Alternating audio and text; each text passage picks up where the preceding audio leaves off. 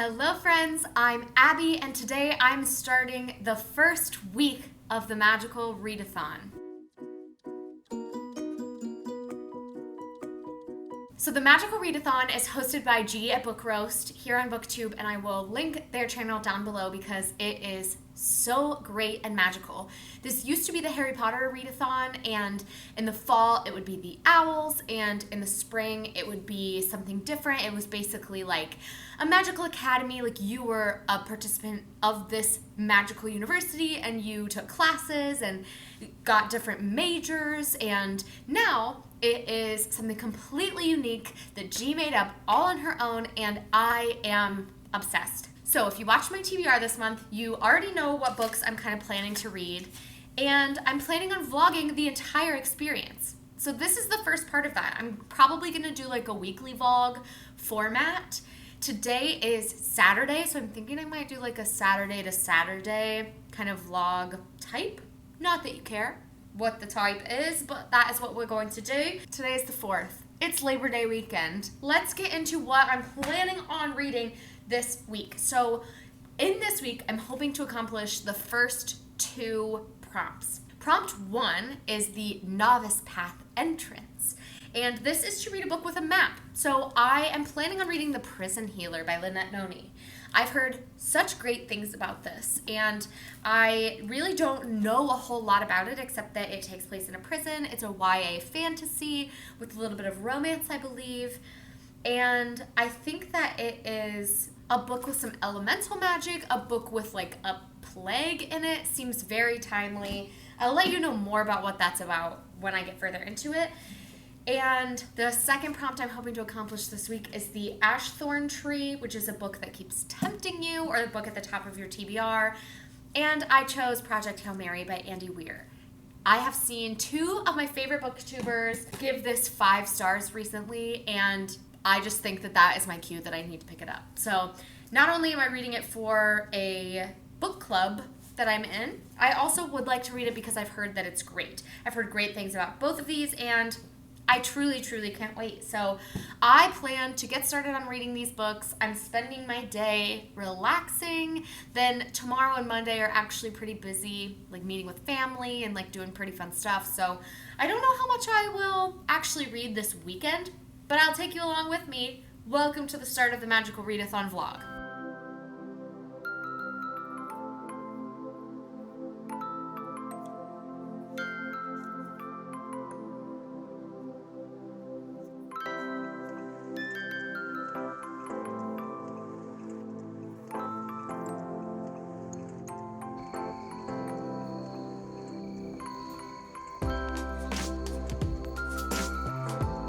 Sunday. I'm still waking up. Yesterday was a pretty fun day. We went over to our neighbor's house and just kind of hung out, had some food. I didn't film over there because it wasn't my house, but it was a really fun time. They have a beautiful backyard, so it was awesome. But last night when we got back from that, I did end up reading about 100 pages of The Prison Healer, and I'm loving it. Like, I'm actually really invested. This book takes place in a prison. So let me tell you what it's about. I was just about to launch into my thoughts. I realized I haven't told you what it's about.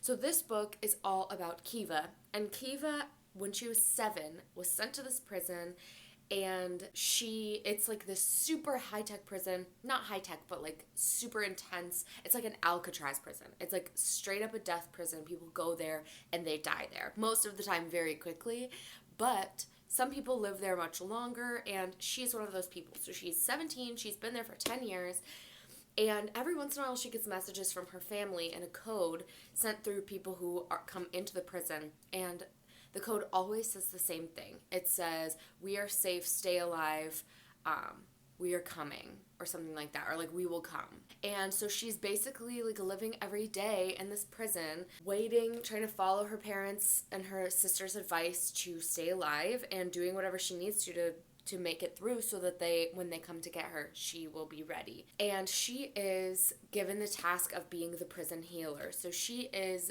the infirmary runner. She makes sure everyone in this prison is healthy, and when people die, she takes care of them. So she really is just like doing it all. in this infirmary. She's like the nurse of all nurses. And a doctor, basically, because they don't have a doctor. So she has just been, for the past 10 years, doing whatever she feels like will help. And I love how she's like, I have no idea what she's sick with. So I guess I'm just gonna like give her this poultice and like hope that helps.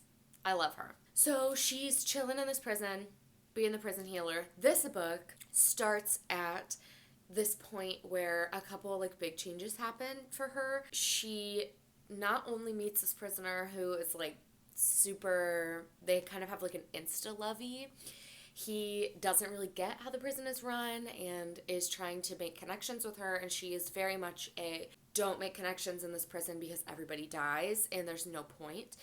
And he is like, I can't believe you've been living like that for 10 years. There's also a female guard who has recently been sticking up for her. And now, at the back of this book, in the first 100 pages, we see what happens in the synopsis. The Rebel Queen is captured and is sent to this prison. So there's like a whole political aspect of this book that I'm not going to talk to you about. But there are rebels. And the Rebel Queen is captured and sent to the prison, and she has to compete in these trials. They are trials by water, fire, earth, and air, so they're elemental ones, which is a type of magic in this world. Only the royal line has the elemental magic, and that's what they test people with. So the Rebel Queen is sent to Kiva. She's like, they're basically like, keep her alive until her trials. And she gets a message from her family that says, don't let her die. So now she's very conflicted because she doesn't really know what's wrong with the queen. She just knows she's really sick. And the queen is about to go through these trials where nobody ever survives. So she's very torn on what to do and how to help. That's kind of where we're at in the first 100 pages in the synopsis.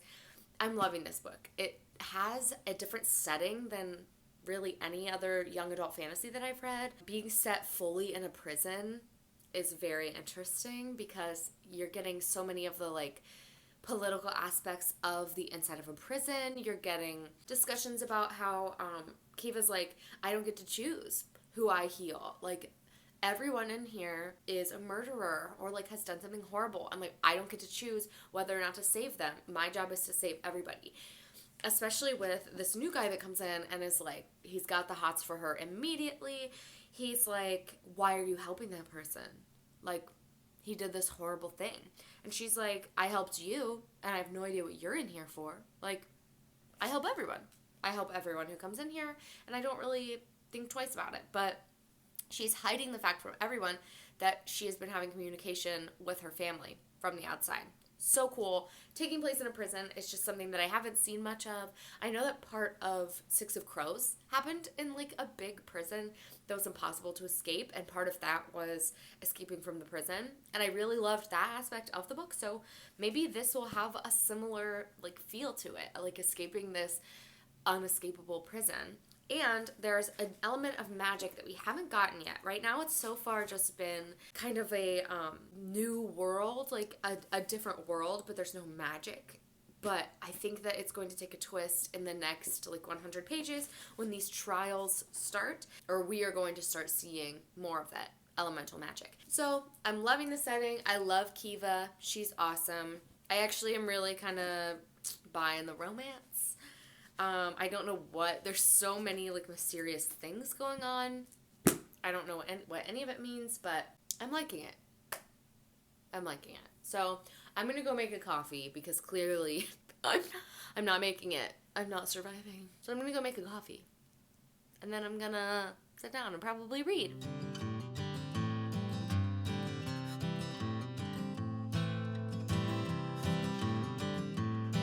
Hi, I'm back from a walk. The weather's absolutely beautiful today. Ohio doesn't often get more than like a week of fall weather where it's nice and cool and it's not like ridiculously hot, but you don't have to like immediately put on a jacket when you go outside in the morning. It's really beautiful right now, and the weather's supposed to stay like this for the next few weeks. So fingers crossed we keep this fall weather because I'm absolutely loving it. I also managed to get halfway through The Prison Healer today. Clearly I'm enjoying it because I'm reading it super quick. It is very YA, like no point in reading it am I like, wow, this is adult fantasy. Like, this is perfect for adults. Like, it is definitely aimed towards YA. But if you like YA fantasy, this is really doing a lot of things for me. So at the point we're at now, halfway through the book, it's kind of taking a little bit of a turn. So we started off really exploring this prison, and now we are kind of switching to the more political aspect, where it is Kiva fighting in these trials basically to be the champion for the Rebel Queen. So the Rebel Queen is unable to fight in her trials, and Kiva takes on the responsibility of fighting in the trials for her. So we're seeing kind of this elemental magic playing a part in Kiva staying alive in this prison. But the alternative of that is, although everyone has previously died while completing these 4 trials, if someone were to survive the trials, they would gain their freedom. So not only would her competing in these trials save the life of the queen, it would also save the life of Kiva, and she would be free. So she would be able to leave the prison, which is nobody ever leaves. This is the prison you're sent at to die. So she kind of has that additional aspect going on, where she is really hoping to get out. Like, she wants to escape, and it is creating a lot of high stakes. Like, the stakes are definitely high in this book, and I just really enjoy Kiva and finding out more about the life inside this prison, what she believes in, seeing her form these bonds and these relationships when she has been so against them previously is just really sweet and wholesome. I love all of the characters so far, and I love there's like this slight undertone of like guard misogyny, and the guards kind of taking advantage of the women in the prison and the men, but mostly women, and kind of how the people in the prison are fighting that and are trying to stay alive, and not only just stay living, but like not get attacked in the middle of the night. Just really, really good, interesting. I think magic is going to play more of a part in the last half of this book, and especially in the sequel. I think the magic system and the magic world will expand. I love this kind of stationary story. I'm really enjoying the prison setting, seeing kind of how it ties into our real world prison system, especially because the last 100 pages has focused more strongly on the plague aspect of the book. With Kiva trying to find this source of sickness that is taking over and infecting and killing many, many people. And she thought it was just the stomach virus, and now she's starting to think it might be something more than that. And as the prison healer, she is really the only one who is tasked with figuring out what's going on. So she's figuring it out. She is enlisting the help of her new friends and trying to figure out what's going on. And of course, she's like not accepting people's help and their love for her. She's like, no thanks, I'm good. I am a solitary independent woman, and I don't want friends. I don't want connections. But she can't help but fall in love with these people. They're just so sweet and beautiful. And Tip is the most cinnamon roll character I've ever seen. I would die for him. He is everything. He's everything. Love him so much. We've gotten a little bit of backstory into what brought Kiva to the prison. Really interesting. I think that this book is going to go quick. I think the last half is really going to fly by, because so far we've gone through one of the trials, and we're really just waiting for the next 3 trials. So in the last half of the book, we have 3 more trials to go through, plus a possible prison escape. So we are just waiting to see what happens.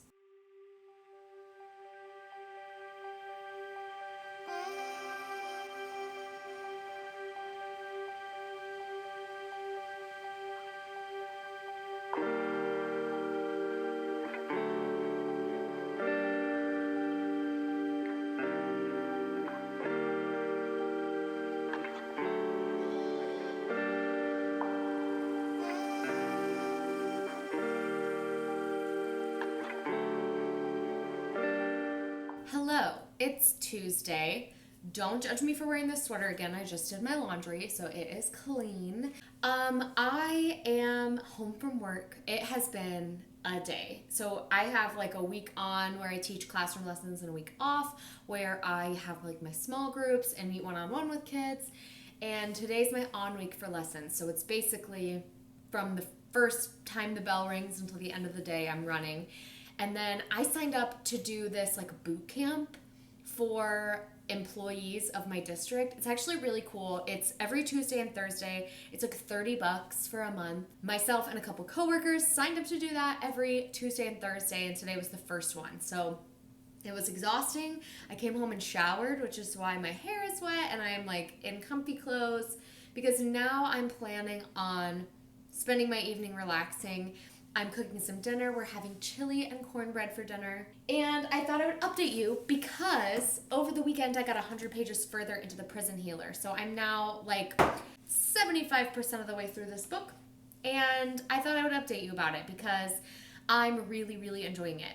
But this book is not following one plot. Like, it's not following a plot line all the way through. So whereas you might have like a part of this book is like a rescue story and like a political rebels are involved kind of story. Part of it is this like trials by the elements. Part of it is a romance. Part of it is just life in this prison and this like plague that's going around. So there's a lot of things going on. And it's taking a very long time to get answers for these things. So now 3/4 of the way through the book, we've really only gotten like halfway through the trials, and we've progressed through like a couple of things, a couple of information points that were necessary for the plot to move forward. And the romance, although it started fairly insta-lovey, has kind of taken a back seat. There's really not much romance going on at all. I think maybe the future books will have romance, but there's some kind of like secret going on, which I'm interested to see. But so far I'm really enjoying it. It reads very typical YA. The writing is not anything like out of this world, but I'm thoroughly enjoying myself. Like, it is escapism. I sit down and read and I'm like gasping, like things are happening, twists are happening.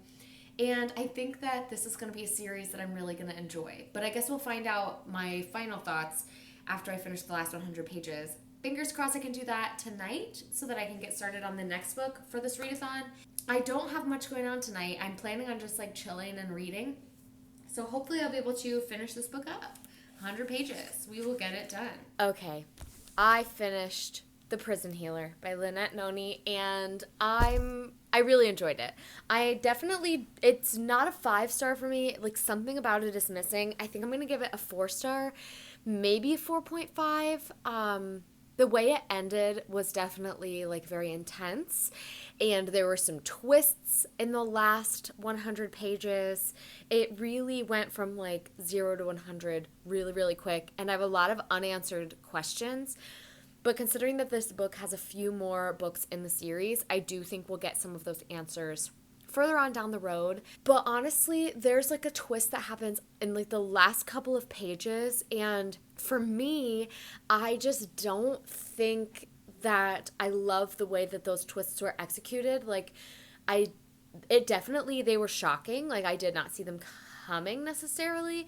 One of them I kind of thought was hinted at, but it wasn't like super clear. Like, I wasn't expecting it by the time it popped up. But then it just kind of felt like the whole thing took a major turn in the last like couple paragraphs. So I'm really not sure what to expect in the second book. I do have some expectations. I do think that it is going to be like very interesting and a lot more of the political intrigue, because this book definitely focused more on like the trials and the prison life. And I think the second book is going to be more of this battle between the two families, the rebels and the Valentine family. One is like the royal family, and the rebels are the people who believe that there's still like a royal line of this different type of magical family, that people are saying, no, that line died out, and the Valentine family is the only royal family with magic. That being said, this was fast-paced for the most part. It was interesting. It was nothing like mind-shattering, like nothing groundbreaking. But I do think it was very well done and very interesting, and I really liked all of the characters. It has a nice like motley crew of characters, and I loved every character. They all were quirky. They all had their own identity and their own interesting facts about them that I just really enjoyed. So I like it. it definitely was a great first pick for the Magical Readathon because it was definitely magical. Although I think I mentioned that there wasn't a whole lot of magic in the first part of the book. The second part did kick up a little bit on the magic. And I read this for the prompts to read a book with a map, and it was a good choice because the maps are beautiful.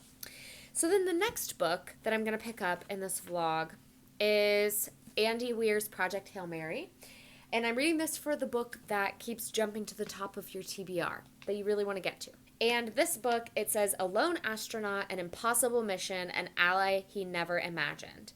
And this is all about Ryland Grace, who's the sole survivor of a last chance mission that if he fails, humanity and Earth itself will perish. Except that right now he doesn't know that. He can't remember his own name, let alone the nature of his assignment or how to complete it. So I'm going to stop reading the synopsis there because I kind of just want to go in blind, see what happens. I've heard really, really great things about this book. So I'm going to probably not update you again tonight because it's getting late and I'm getting tired. That being said, I will probably see you all tomorrow after work.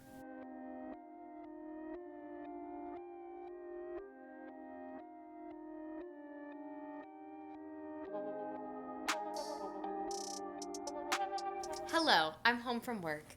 I made a coffee because I didn't have my morning coffee and now I have a headache. So that's my own fault. That's my payback.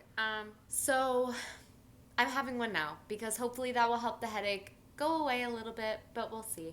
It has also been an absolutely crazy day. I just had a really, really busy day at work and a lot of stuff going on, and I'm ready to not do anything tonight, honestly. We're making dinner, but I'm not even going to go to my workout class. Like, I need a break, and I'm going to take it because that is self-care, is realizing when you need a break and taking it. Also, if you're someone like me who has a really hard time sleeping, because I have never been a great sleeper. I've always woken up in the middle of the night.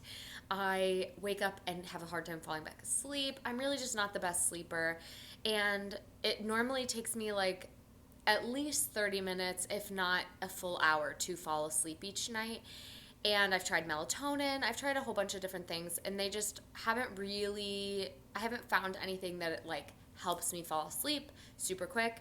But I have been listening to the Sleep With Me podcast, and it's literally called Sleep With Me.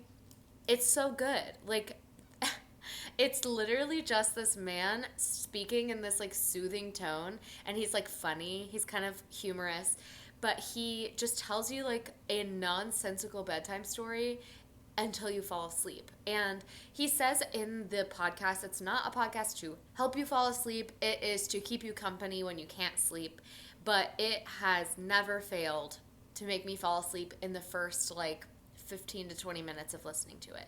Something about it is just really soothing. So I'm really glad that I found that podcast. And I highly recommend you check it out if you struggle with sleeping like I do. I started Project Hail Mary last night. I'm not very far, but I can already tell that I'm really going to enjoy it.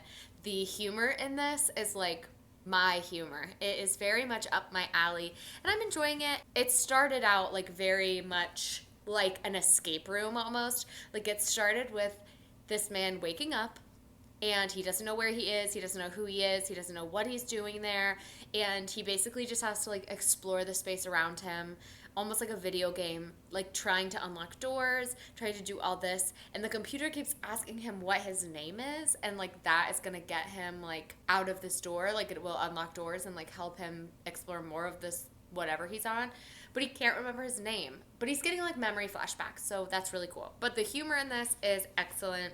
Like, there's just things that keep happening. It could lean very hard towards science fiction-y elements, but it's also incorporating some, like, humorous things, like when he finds out that he's the only person left alive on the ship, which happens in the first few pages and is also in the synopsis, so not a spoiler. But he sees these, like, two bodies, and he thinks they're sleeping people, and he says something like, well, at least I'm not alone, and halfway through the sentence it cuts out, and he says, and they're dead. It just, like, the way it's written, I think is really funny. I am chuckling. I'm enjoying it. So I'm going to get to reading, and I'll check in with you when something else interesting happens. All right, I am 100 pages into Project Hail Mary. And I just find this book so compulsively readable. Like, especially if you're into sci-fi and you're into like science-y things and discussions, it goes so quickly. It definitely is heavy on the sci-fi language. So if you are someone who really has no interest at all in science, the first 100 pages have been pretty heavily scientific. But I think this book does a really expert job, and Andy Weir does an expert job of explaining things in layman's terms while still making it feel true to the scientists. So clearly, the people who are discussing these things are scientists, and they all get it, but they do a very natural job of exploring those ideas in layman's terms. So a genius idea, I think, in this book is that the main character is also a middle school science teacher. And so this whole like catastrophic event is happening, and his students are asking him, hey, what is going on? And he has to explain it to these 13-year-olds. So basically, we're getting these explanations from the mouth of a scientist who gets it and like knows what's going on, but kind of pared down a little bit to what we really need to know and given to us in the way that an adult would tell a 13-year-old. But then we're also seeing inside his mind where he's like, and these are the things I'm not telling them because they don't need to know this because they're children. I just think this book is really great, and it does an awesome job of looking at what I think to be a more realistic version of like an alien invasion. Like, it does a really good job of exploring what it might look like to encounter an organism or living life on another planet or in another area of our solar system, because you know, we have really gotten a lot of stories where there's this big giant alien invasion and they're fully formed like green people. And I think this book really does a quieter job of exploring how serious it is to find extraterrestrial life, but also like it doesn't have to be that intense. Like, we don't have to have like aliens coming down from the sky and ships trying to kill all of us. It can be quieter and still be a big deal. And I really enjoy that in this book. It's funny still. I'm still chuckling. You can see I'm tabbing it. All of the like bright yellow tabs are things I laughed at. So it's definitely funny and pretty sciencey, but doing a great job of keeping me interested. And I don't want to say dumbing down, but just like paring down the sciencey talk. We're getting the intense scientific discussions, but somehow Andy Weir masterfully weaves in some way for the characters to explain it to us. Also, this book is formatted, I think, really, really well, where it goes back and forth between present day, where we have the main character on the ship trying to figure out what is going on, to his memories, which are in the past. They keep coming back to him as he's on the ship, and anytime a memory comes back to him, it flashes back in time to that memory. So we are kind of reading it in real time. And it's just done really, really well. I've never read an Andy Weir before, but this kind of makes me wish that I had read The Martian because people love that book. I'm excited to see where it goes, though. It's very interesting to me so far. I don't know. We'll see. Brent is going to be home very soon, so I'm going to put on an autumn ambiance. I've really been loving the channel Autumn Cozy. Just really like a good ambiance vibe for when you want some like fall ambiance. There's a couple other ones. I can't remember them off the top of my head, but I'll try to remember to link them down below that I've really been loving. Spooky ambiance rooms are my thing. I absolutely love them in the background while I'm reading. So I'll hopefully remember to link some down below, link some channels that you can check out. I gotta go make some spaghetti because we have a garden out back. I don't think I've talked about it on this channel, but when we first moved in a couple months ago, we planted a garden. And to be honest, it's mostly tomatoes. And we severely overestimated how many tomato plants we would need because now we have like, on a weekly basis, we could probably pull like 15 tomatoes.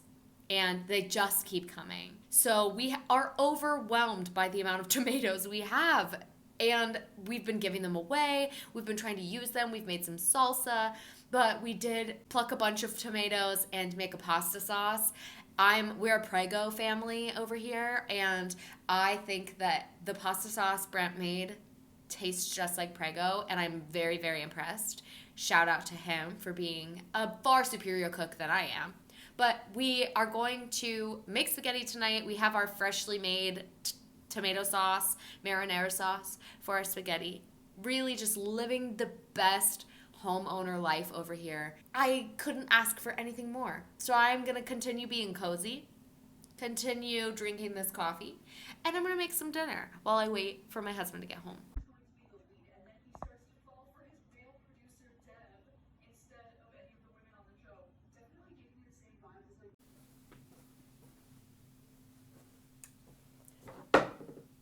Happy Thursday. I look like a tomato because I had my boot camp today. It was great. I feel wonderful. I'm like still sore from Tuesday's boot camp, but I feel nice and like refreshed after today's workout. I absolutely hate working out, and I hate when people say like, oh, working out feels so good. No, it doesn't. And if it does, then like props to you, but like it sucks. Like working out sucks. I hate exercising. And then people are like, oh, but you always just feel so good afterwards. No, I don't feel good afterwards. In fact, my migraines can be triggered by working out, like especially if I do like arm workouts. The muscles in my like neck and shoulders, I have to really focus on like stretching them and relaxing them, because if I don't, I tend to get like really bad headaches after working out. Working out is just not my thing. But that being said, I do have like an internal sense of accomplishment when I work out, probably because I know I hate it, so that if I actually commit to doing it and I stick with it and I get through a workout, props to me. Like, I really am going to cheers myself to that, because it is not easy. And cheers to you if you're out there doing a workout, because it's not easy. And to the people who say like, oh, working out is so much fun, congratulations. But for a lot of us, it's not. So like, cheers to the people who are out there struggling and doing it anyway. Tomato Face is back, and she is going to update you on how this book is going, Project Hail Mary. I am about halfway through. I'm really loving it. Like, I'm tabbing it up. Here, I'll show you if you can see the tabs. Oh, yeah. I'm definitely getting some tabs going on. I think it's very sciencey, but I think that it is very interesting, and it does a really good job of keeping me interested in all of the twists and turns it's taking, because it has just taken major twists and turns. Crazy ones. Plot twists have been occurring. But we're slowly getting more information. As the character gets more information, we get more information. And the voice of the main character is so funny that I'm just like here for the ride. I'm taking whatever comes with this character. Like, I just love the way he is reacting to things, his inner monologue. I mentioned in a previous video that I don't love like an introspective narration style where it's very much in the reader's or in the main character's mind, and we're not getting a lot of plot or dialogue.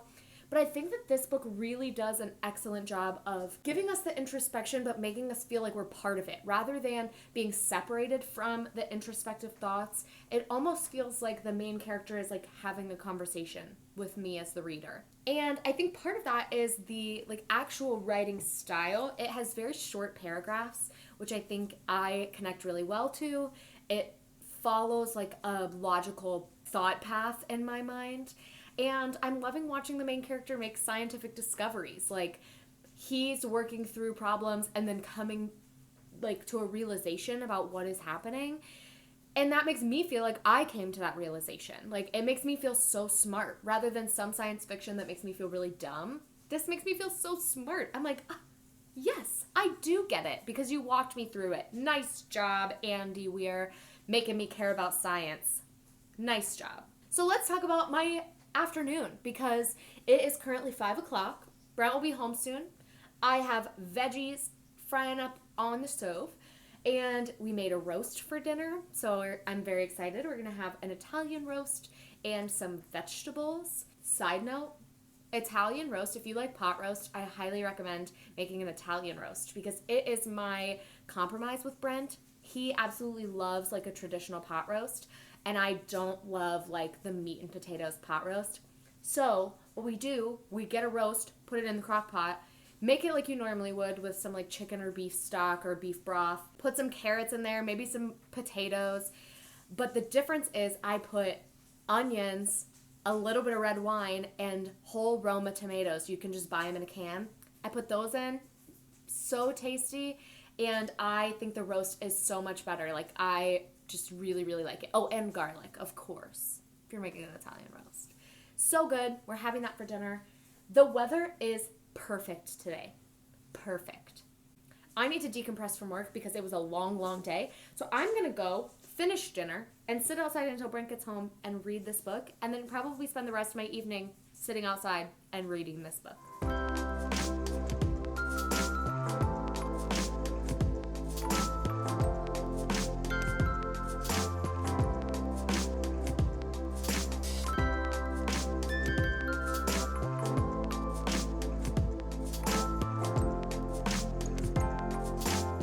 I'm another 100 pages into Project Hail Mary, and I'm still really enjoying it. It is very science heavy, but again, I'm still not minding it. And I think part of that is that the characters in this book are all so likable. Like, side characters, every single character I've met is quirky and has a very distinct personality. Even the smallest characters, like people who are in this book for maybe 3 pages, maybe even less, they all have such a distinct character that I can tell them apart from all the other characters that we're meeting.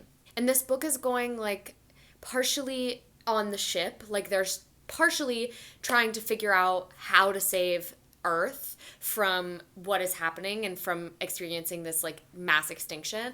And the other half is still this flashback that we're getting bits and pieces of how the main character got onto the ship and what led everyone to where they are today. And I just love the setup of this book. It's doing such a good job of going back and forth and seamlessly blending those. There are questions that I still have that I'm like waiting to be answered. I'm actively looking forward to getting the flashback scenes, even though they're more science heavy, because I want to know what happened and how we got to where we are. And speaking of characters, my favorite character, one of my favorite characters, is Dr. Strat, who is the woman who is basically leading Project Hail Mary. Like, she is the one that is setting everything up, and she's basically given worldwide government clearance. Like, she cannot be stopped. She basically can do whatever she wants other than, like, fire nuclear weapons, and even then, she could probably get away with it. And she's so sassy. She definitely is, like, a go-getter and, like, a take-what-you-want kind of gal, and I love her. She just walks in and is like, you're doing this, and people are like, oh no, I don't really want to, and she's like, oh, it's not optional, and just walks away. And these people are like, yes, it is optional, and the government is like, no, the entire human race is at stake, like, you must do what she asks. This is not an option. So it is so interesting. She is so interesting. I love the, like, band of characters she's putting together and that the author puts together in this book. Really interesting. I think for the night, I'm going to be done reading because I'm tired. Just kind of not feeling it today. Like I said, it was a long, long day. So this will probably be my last check-in for tonight. I'm going to go crawl into bed, wash my face, start my nighttime routine, and I will check in with you guys tomorrow after work because tomorrow is Friday and it literally cannot come soon enough. Hi, I'm home from work. Finally, it's Friday, and I'm so happy to be home. It has been the longest week. Not a very magical start to this magical readathon, but you know what? The weekend has begun, and I'm just ready to settle in and read for the night and spend time with Brent. He and I are having like a fun little date night in the house. We're going to order some Chipotle, and we're going to watch some TV or a movie together, maybe take a walk around our neighborhood. So it's going to be a good night. But I am about 100 pages away from the end of Project Hail Mary. I only have about 100 pages left, and first of all, it just took a major twist, and I'm kind of shook about it. I literally had to stop myself because I was like, I have to update them before I finish this book because the twist about 100 pages before the end, it got me. I did not see it coming. And wow, it's just really interesting and really well written in that it is keeping me, like, the science gets pretty heavy in some points, and I almost start to get bored. And then something will happen and I will laugh, or something will happen and I'll be like, oh shoot, like stuff is about to hit the fan. And I'm just really enjoying the writing style. Just a really good, well written book so far. Oh, part of the book that I really like in the flashbacks is it almost is like dystopian or apocalyptic novel, because half of the book is exploring how human beings are dealing with a potential apocalypse that could be coming down the road. We're seeing kind of different groups of people come together, different nations that are handling things differently, the way that different groups of people decide to handle the fact that the world may end very soon. And it really is just an interesting look at a dystopian novel, and we're seeing most of it through the lens of science, which is really cool because a lot of times you see it through the lens of like the everyday person, and we're seeing it through the lens of a bunch of scientists who are like, this is what we have to do, and we may not want to do it, but this is what we got to do. And it's just really interesting. A lot of interesting discussions can be had around this book, so I'm glad that I'm talking about it in my book club because I want to talk to somebody about it. So I'm glad that I'll get the chance to. Tonight will be my last night updating you guys because, like I said at the beginning of this, I kind of want to go Saturday to Saturday. So tomorrow, Saturday, will start my next week of reading. Hopefully I'll be able to finish Project Hail Mary tonight and be able to give you a solid update for the end of that, but you just don't know with my date night whether I will have time to update you or not. I'm going to get back to reading this because I really want to finish this tonight, and also I ended on a major cliffhanger in the last chapter, and I need to know what happens.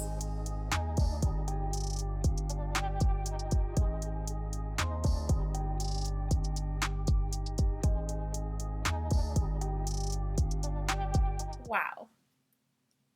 Project Hail Mary. I care about this book so much more than I thought I would.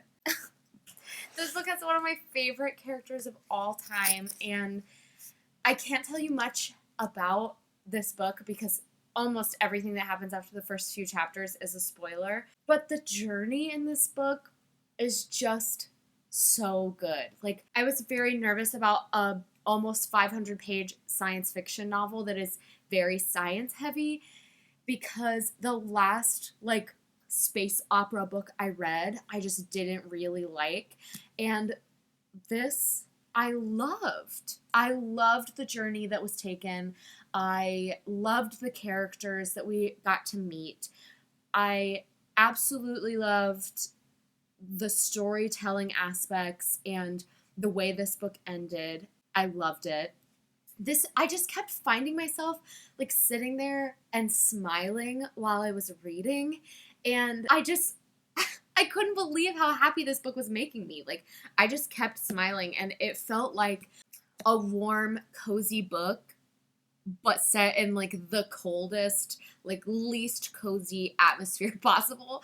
And I wish I could explain to you why I love this book, but I think it would mostly be spoilers. So I'm not going to. But all I can say is if you're even remotely interested in like a fairly science-heavy science fiction book, I highly recommend you pick this up. I felt so smart while reading it. I feel like I'm a science genius now, and let me tell you, I'm not a science genius. I absolutely loved this. I just finished it, so I'm going to have a really hard time telling you right this second what my rating is, but I'm kind of leaning toward a 4 or a 5, like definitely a 4, maybe a 4.5, maybe a 5-star. I'm going to sleep on it. But I just really, really enjoyed it. And that concludes my first week of the Magical Readathon. I finished 2 books and the first 2 prompts of the Magical Readathon. So let's revisit the first one. So the first prompt was the Novice Path Entrance. Read a book with a map. And I read The Prison Healer by Lynette Noni, and I gave this 4 stars on Goodreads, maybe 4.5. I think that this was just, again, a really fast-paced, adventurous, but pretty typical YA novel, but with a little bit of a twist from what you normally see. A fantastic start to a YA fantasy series. I'm very excited to see what happens next. And then, of course, The Ashthorn Tree, which is a book that keeps tempting you, and I read Project Hail Mary. So, it was a very successful week of reading for me. And I would highly recommend either of these books. They both were fantastic. And the audiobook for The Prison Healer was great. So I've heard the audiobook for Project Hail Mary is also great. I didn't have the audiobook. I just read it physically. So that is going to conclude week 1. And I will check in with you guys next week with my next week of reading for the Magical Readathon. I will link the readathon information down below. And thank you all so much for watching. Please like, comment, subscribe, share this video with anyone who you think would enjoy it. And I will see you next time. Bye, friends.